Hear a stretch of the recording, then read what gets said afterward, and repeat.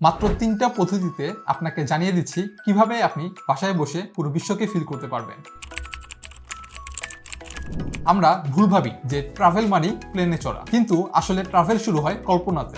আর সেই কল্পনাকে বাস্তবে রূপ দেওয়ার ফার্স্ট স্টেপ হলো আমাদের ফিফথ সেন্সকে কাজে লাগানো। ১ নাম্বার, ট্রেডিশনাল রেসিপি। আপনার যে দেশ পছন্দ সেই দেশের ক্লাসিক রেসিপি খুঁজে বের করুন, এরপর রান্না করুন। এক প্লেটই কেবল স্বাদ নয়, পান ভিন্ন দেশের ইতিহাস এবং মানুষের বেঁচে থাকার গল্প। ২ নাম্বার, ডিপ লিটারেচার। এমন উপন্যাস বা কবিতা পড়ুন যা আপনাকে সেই দেশের মানুষের জীবনের গভীরে নিয়ে যাবে, তাদের দর্শন এবং মনকে উন্মোচিত করবে। ৩ নাম্বার, ওয়াচিং ডকুমেন্টারি ফিল্মস।